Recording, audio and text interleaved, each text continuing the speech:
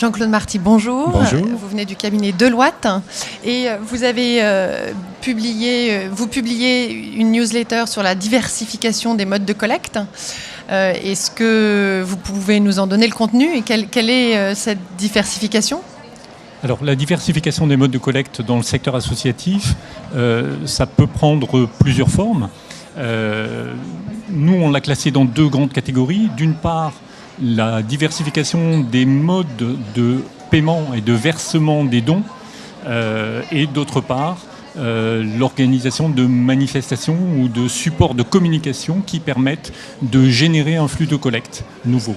Alors, pour être très concret, par exemple, en matière de mode de versement des dons, on assiste à un enrichissement des formes de collecte, puisque le don traditionnel auprès du public qui se faisait jusqu'à présent sous forme de chèques envoyés notamment en fin d'année par les particuliers, maintenant s'opère de plus en plus par des mécanismes de prélèvement automatique, c'est-à-dire que les donateurs autorisent le prélèvement automatique mensuel, par des supports également de crowdfunding, des plateformes de crowdfunding qui vont venir financer des projets bien spécifiques en fait, et qui vont se situer sur des objectifs de collecte plus modestes qu'une collecte traditionnelle. Mais, sur ces modes de collecte entre le chèque et le crowdfunding, quelle est la part la plus importante ? Est-ce que le chèque reste quand même, ou le prélèvement automatique reste quand même la part la plus importante, ou bien c'est devenu anecdotique Alors, les versements par chèque restent encore très significatifs.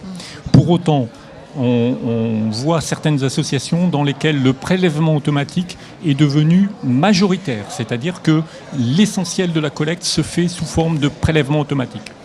Et puis ensuite, les dons par SMS, par exemple, les dons par SMS, les dons sur des plateformes de financement participatif. Ou l'arrondi sur salaire aussi peut-être ? L'arrondi sur salaire ou des choses comme ça restent un peu plus marginaux. D'accord. Voilà. Okay.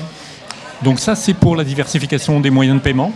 Ensuite, on a un autre volet qui est l'organisation de manifestations, de dîners de charité, de concerts, de manifestations sportives qui vont être le support de collecte, parce que le sportif qui s'engage sur la manifestation va aussi drainer derrière lui un certain nombre de donateurs qui vont s'engager sur le plan financier, là où lui s'engage sur le plan sportif.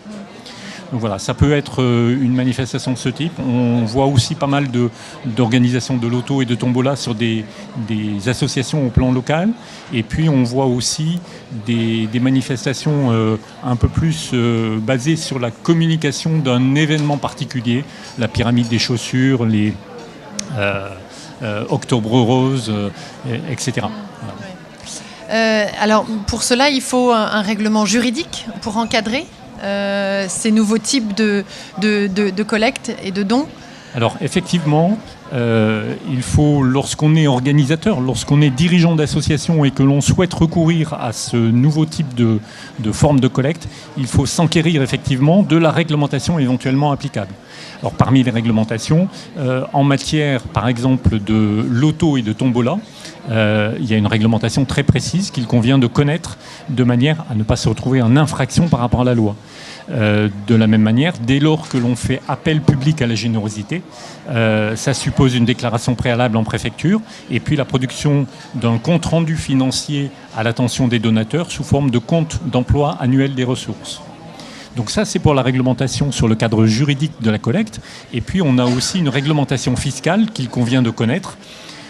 Parce que pour qu'une association puisse émettre des reçus fiscaux qui vont permettre aux donateurs de bénéficier d'une réduction d'impôt, d'un avantage fiscal, encore faut-il que l'association respecte un certain nombre de conditions quant à sa gestion qui doit être désintéressée, quant à son activité qui ne doit pas relever du secteur commercial et concurrentiel, et puis également, la collecte doit être réalisée pour des projets qui relèvent de ce qu'on appelle l'intérêt général. Voilà. Et l'intérêt général, dans un cadre qui, a priori, est un cadre hexagonal, si je puis dire, donc des collectes en France pour des projets portés en France, avec quelques exceptions, notamment dans le cadre humanitaire, des projets humanitaires qui peuvent financer des opérations à l'étranger, des programmes à l'étranger. Très bien. Écoutez, Jean-Claude Marty, merci beaucoup de votre intervention. Merci à vous. Merci de votre Bonne passage soirée, ici. au revoir.